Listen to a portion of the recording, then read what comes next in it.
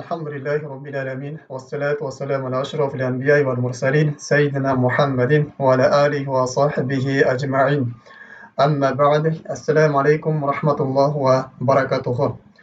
Урматтуу мусулман бир тууганым, бүгүн дагы сиз менен биз инсандын кыямат күнүндө бейиштик болуп калуусуна, инсандын кыямат күнүндө бейиш рахаттарына бөлөнүп, Аллахтан ыраазы кылып, бейишке татыктуу инсан болуп калуусуна себепкер боло турган дагы кээ бирки ибадаттардын катарын толуктап өтөбүз. Бүгүн кыскача токтолуп кетүүчү темабыз бул ал-истиқома тууралуу болмокчу.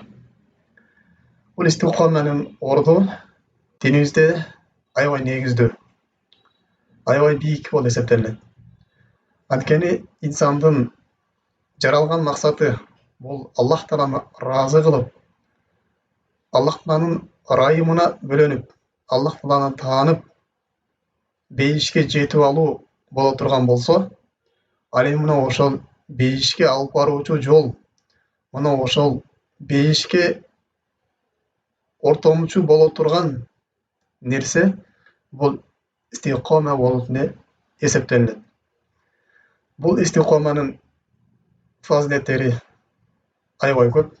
Анын кээ бирлерин токтолуп өтө турган болсок, бул истиқомада жүргөн кишилер жан берип аткан кезинде жакшы жан беришет. Жан берип аткан кезинде кыйналбайт. Алар рахат менен жан берет. Ушундай жакшы кабар менен, кубаныч менен аларга жакшы сүйүнчүлөр болот. Жана ошондой эле дагы алар кабырда дагы, кабырдан кийинки кыямат күнүндө өтө оор болгон күндө дагы аларга эч кандай коркунуч, аларга эч кандай бир кайгы, капа болбойт. Алардын эң жакын достору булар периштелер болот. Алар ошо өлүм саатынан баштап эле аларды бейишке киргизгенге чейин, бейиштен кийин дагы алардын эң жакын достору периштелер болот. Аллах Таала бул тууралуу Кур'ан-ы Каримде өз сөзүндө айтат. Аузу биллахи минаш шайтанир ражим. Инналлазина қалу раббуналлаху сумма истақаму татаназзалу алейхимул малаикату алла тахафу ва ла тахзану ألا تخافوا ولا تحزنوا وأبشروا بالجنة التي كنتم توعدون. صدق الله العظيم. Аллах Таала өз сөзүн айтат. Чындыгында Роббум Аллах деп, Аллах Тааланы таанып, Аллах Тааланы жалгыз деп билип, андан кийин мына ошол сөзүндө, андан кийин мына ошол туура жолдо түз жүргөндөр, туура жолдо бекем болгондор үчүн алар жан берип аткан кезинде аларга периштелер түшөт. Периштелер түшүп, аларга ушундай куш кабар айтат. Силер эч кандай коркунучтардан коркпогула. Силерге эч кандай коркунуч болбойт. Силерди эч кандай бир коркотуган нерсе күтүп турбай эле. Вала тахзану. Жана силер өкүнбөгүлө, кайгырбагыла. Артыңарда калган үй бүлөңөргө эч бир кайгы капа, кам тартпагыла. Жана силерге убада кылынган бейиш менен сүйүнчүлөгүлө деп ушундай периштелер алар жан берип аткан кезинде түшөт. Башка аяттарда Аллах Таала Инналлазина қалу раббуналлаху сумма истақаму фала хауфун алейхим ва ла хум яхзанун. Чындыгында Роббум Аллах деп, Аллах Тааланы жалгыз деп билишип, Аллах Тааланы таанып, андайын Аллах Тааланын туура жолунда түз туура ибадат кылып, ошого бекем болуп жүргөндөр үчүн алар эч кандай коркунуч жок, жана алар эч кандай өкүнүшпөйт дейт. Башка аяттарда Аллах Таала Бакара сүрөсүн эскергенде эле Аллах Таала Адам алейхиссалам менен шайтан наалатыны жерге түшүргөн кезде шайтан Аллах Таала тооба кылып кайтпады. Бирок Адам алейхиссалам Аллах Таалага тооба кылып кайткан. Мына ошондо Аллах Таала Адам алейхиссаламга айтканда дейт: мен жер бетін өзімнің хидаят жолын түшірем деген. Кейін мына ошол менен хидаят жолума ээрчий турган болсо, алар эч кандай өкүнбөйт жана алар эч кандай кайгырбайт деген. Жана алар үчүн түгөлүктүү бейиш болот деген. Мына ушул аятта да Аллах Таала айтып атат, Аллах Тааланы таанып туруп, кийин ошол түз жолдо түз жүргөндөр, мына ошол нерсеге бекем болгондор үчүн алар эч кандай кайгы, коркунуч болбойт. Улайка асхабул жаннати халидина фиха жазаан бима кану я'малун. Жана булар түгөлүктүү жаннаттын ээлери. Булар бейиште түгөлүктүү болушат. Аларга түгөлүктүү бейиш алардын кылган жакшы амалдары үчүн сыйлык иретинде берилди дейт. Демек, урматтуу мусулман тууганым, Аллах Тааланы таанып, кийин ушул туура жолдо бекем болгондор, түз жүргөндөр, алар үчүн жакшы жан бери болот экен. Алар үчүн кабырда жыргалчылык болот экен. Акырет күнүндө, өтө оор болгон күндө, элдер кыйналып аткан кезде аларга эч кандай коркунуч дагы, кайгы капа дагы болбойт экен. Жана аларга убада кылынган түгөлүктүү бейиш берилет экен. Жана дагы, урматтуу мусулман тууганым, бул истикоманын фазилетинен Аллах Таала инсандын ырыскысын кенен кылып коет. Инсандын ырыскы эшиктерин ачат. Инсандын дүйнө жашоосунда оңдойт. Инсандын жүрөгүнө бейпилдик берет. Анын кылып жаткан кесибине береке берет. Анын дүйнө жашоодогу ырыскысын дагы Аллах Таала жеңил кылып коет. Аллах Таала Кур'ан-ы Каримде өз сөзүндө айтат: "Валла истақома ала ториқати ласқайнахум маан гадақа." Эгер деле алар туура жолдо түз жүрүшкөн деле дейт. Биз түшүргөн Куранга, биз жиберген пайгамбарларга ээрчишкен деле, аларга ээрчип ошол жолдо түз жүргөн деле, биз аларга асмандан мөл деген жамгырларды бермекпиз дейт. Демек, урматтуу мусулман тууган, мунун мааниси, эгерде инсан ибадатта туура жүрө турган болсо, ибадатта түз жүрө турган болсо, Аллах Таала бул инсандын дүйнө жашоосун дагы кеңейтип коет. Эми, урматтуу мусулман тууганым, бул истикома деген эмне? Мына ушул тууралуу кыскача келе турган болсок, анын маанисине, анын түшүндүрмөсүнө келе турган болсок, бул тууралуу сахабалардан жана табийиндерден ар түрлүү сөздөр келген.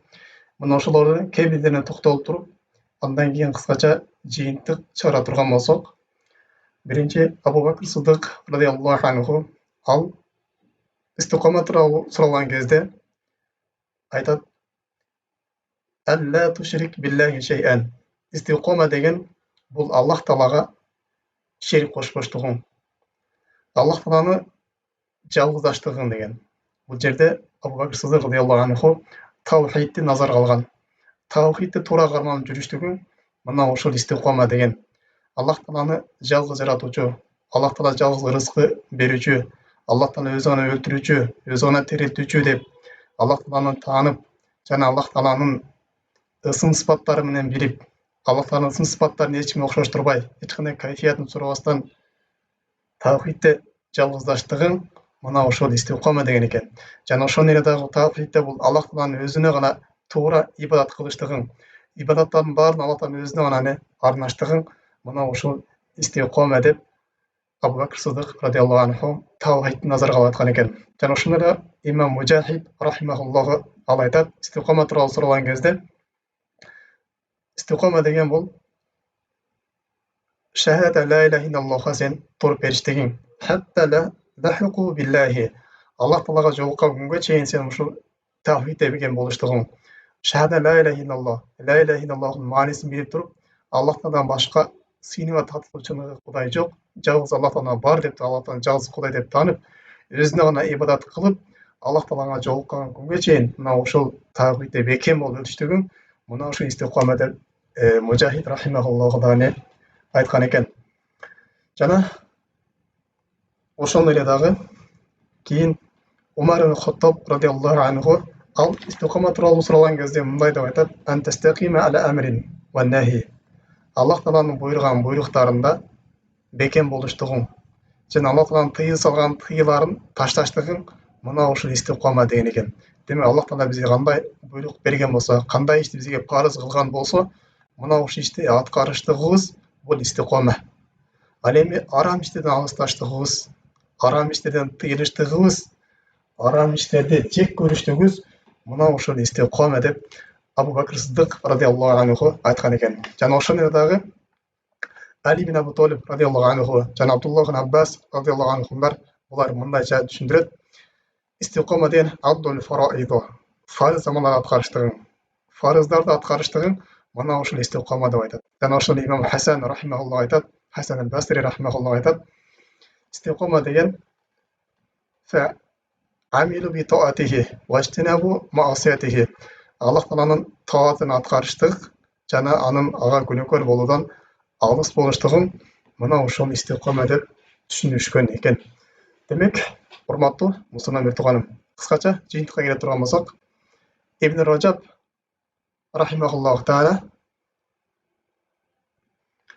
өзүнүн Жамил улум вал хикам деген китебинде мындайча түшүндүрөт. Истикома дегенден сулуку сиратул мустаким. Ал сиратул мустакимде түз жүрүштүгүн дейт. Сиратул мустакимден максат динде оңго солго карабастан түз жүрүштүгүң дейт. Мындайча айтканда, ибадаттарды аткарыштыгың башыңа кыйын күн келген кезде дагы, жыргап турган кезинде дагы Аллах Тааланы таанып ибадат кылыштыгың дейт. Анткени кээ бир адамдар бар, эгерде күн ысып кеткен болсо, орозо кармай коет. Күн ысып кеткен болсо, намаз окуй коет. Же болбосо азыр мен үй бүлөм багышым керек деп, жумуш менен алекмин деп туруп, намаз окуй коет. Же болбосо мен азыр акчага муктажмын деп, зекетти малы зекет өлчөм жеткен болсо, зекет бербей коет. Мына ушул динден оңго солго карап кетиштиң мына ушул дейт. Же болбосо ушундай бир жакшы нерсе болуп аткан болсо, динге келет. Ал эми динден жаман нерсе уга баштаган болсо, динди таштап, намазын таштап, башка нерсесин таштап, баарын жыйнаштырып кетип калат. Же кыйналып кеткен болсо, арамга бара берет, зынага бара берет, же арамдан кесип кылып бир нерсени урдай берет. Мына ошол нерсени кылып берет. Же болбосо бир жумуш себептүү бир арам ишке кирип кетет. Ошол чайрат тыйып салган бир арак заводко, же бир ушул арам нерселер чыгара турган бир заводторго кирип кетет. Же болбосо эркек аял аралашкан иштерге ушундай чараттын бир негизин арам болгон нерселерде ошол дүйнөнү көздөп, ошол нерсесинен коркуп, динден бурулуп кетиштин бул дагы истикоманын кемчилиги болот дейт. Ва яшмалу залика фи'ля таату куллаха зохиратун батина. Жана ошол истикома бул таат ибадаттын баарын камтып алат дейт. Ал ибадат сырткы ибадаттар болсун же ички ибадаттар болсун дейт. Ва таркул манхияту куллиха кадалик. Жана ошондой баардык Аллах Таала тыйып салган тыйларын тыйылыштыгын, ташташтыгын мына ушул истикома деп Ибн Раджаб рахимахуллах таала кыскача истикоманы мына ушундай түшүнүп берет. Демек, урматтуу мусулман тууганым, истикома деген бул бөлүнөт экен. Инсандын жүрөгү истикомада болуштугу. Бул кандай дегенде, жүрөктө ихлас болуштук, жалгыз Аллах Таала үчүн. Жүрөктөгү амалдарды аткарыштык, Аллах Тааланын өзүнөн гана коркуштук, Аллах Тааланын өзүнөн гана үмүт кылыштык, Аллах Тааланын өзүнөн гана жардам сурап, жүрөктүн дагы башка бир ибадаттарын аткарыштык бул истикома экен, жүрөк ибадаттары экен. Жана ошондой дагы сырткы ибадаттар бул тил ибадатыбыз. Тилиңиз туура болуштук. Тил жакшы сөздөр сүйлөштүк, арам сөздөрдөн тыйылыштык. Тил пайдалуу нерселерди сүйлөштүк. Ар кандай пайдасыз нерседен алыс болуштук. Бул дагы тилдин истикомасы. Жана ошондой инсандын сырткы мүчөлөрүнүн истикомасы. Ибадаттарды аткарыштык, жакшы нерселерге барыштык, жакшы нерсеге көздү салыштык, жакшы нерсени угуштук, жакшы иштерди аткарыштык мына ушундай истикома экен. Демек, истикоманын кыскача түшүндүрмөсү бул эмне дегенде, Аллах Тааланын тавхидин карманып, Аллах Тааланын буйруктарында бекем болуштук экен. Качан сен ошол жаның кекиртегиңе келип калганга чейин ошондой жүрүштүк бул истикома болуп эсептелет экен. Демек, урматтуу мусулман тууганым, мына ушул истикомага биз буйрулганбыз. Аллах Таала Кур'ан Карим Пайгамбар саллаллаху алейхи вассаламга мындайча буйруп: "Фастaqim кама умирта ва ман таба ма'ак ва ла татгу иннаху бима ta'maluna басир." Сен жана мага тооба кылып сага ээрчигендер Аллах Таала буйруган туура жолдо түз жүргүлө дейт. Аллах Тааланын дининде түз жүргүлө, ошол нерсеге бекем болгула, силер чектен чыкпагыла. Албетте Аллах Таала силердин эмне кылып жүргөнүңөргө Аллах таала не хабардар. Аллах таала бар нерсени көрүп, билип турчу дейт. Демек, урматтуу мусулмандар, туганым, истиқома деген бул шарият буйруган амалда гана болот. Истиқома бул Куран, Сунна буйруган болсо, муну ошонун далилинин негизинде гана не аткарылат. Паланчанын сөзү, же мунун сөзү деп туруп не алынбайт. Бир гана Аллах таала буйруган, кандай буйрук болгон болсо, муну ошол нерсеге бекем болуп жүрүшүңүз, муну ошол не истиқома, чындык истиқома эсептелет. Жана ошондой эле истиқоманын бул кээ бир өкүмдөрү бар. Истиқома важип болгон истиқома бар, макрух болгон истиқомалар бар. Эгерде сиз важип болгон истиқоманы аткарбай кое турган болсоңуз, сиз күнөөкөр болуп каласыз. Мисалы үчүн кандай? Парыз намазды окуй кое турган болсо, парыз зекетти, парыз орозону кармай кое турган болсо, бул инсан ушундай бир чоң бир күнөөкөр болот дагы, өзүнүн истиқомасынан канчалык даражада кыйшайган болот деп эсептелет. Ал эми мустахаб амалдар бар, аны аткарган болсоң, сиздин истиқомаңыз ошончолук даражада не сиздин истиқомаңыз толук болот. Бирок Пайгамбар саллаллаху алейхи вассалам хадисинде айткан: "Истақиму валан тухсу". Силер Аллах таала буйруган туура жолдо түз болгула, бирок силер эч качан ошол туура жолдо силер түз жүрө албайсыңар деген. Биз туура жолдо эч качан бекем боло албайбыз. Бирок силер ошол нерсеге саддиду ва қарибу деген. Силер туура жолдо бекем болгула дейт. Эгерде бекем болбосоң, ошол нерсе бекем болгон силер аракет кылгыла деген. Жана ошондой эле дагы Аллах таала Куран Каримде фастақиму илейхи вастагфируху. Силер Аллах таала буйруган туура жолдо түз жүргүлө. Бирок ошол туура жолдо силер эч качан толук жүрө албайсыңар. Бирок ошого кетирген ката кемчиликтерге Аллах таадан истигфар сурагыла деген. Же кээде адашып, күнөө ишке батып кала турган болсоңор, кээде адашып, арам иш жасап кала турган болсоңор, кээде адашып, кээде ошол парыз болгон амалды аткара албай кала турган болсоңор, мына ошол нерсеге Аллах таадан истигфар сурап, кайра истикома жолуңарга кайткыла. Аллах тааланын динине бекем болуңарга, Аллах тааланын динин кайра бекем кармагыла деген. Демек, урматтуу мусулман бир тууганым, истикома тууралуу кыскача мына ушундай. Аллах таала баарыбызга өз дининде туура жүрүүгө истикома берсин. Өзүнө жолуккан күнгө чейин Аллах таала баарыбызды өз тавхидинде, өз ихласында, өз ибадатында бизди бекем кылган болсун. Субханакаллахумма бихамдик, ашхаду ан ла иляха илля анта, астагфирука ва атубу илейк. Ассаламу алейкум ва рахматуллахи ва баракатуху.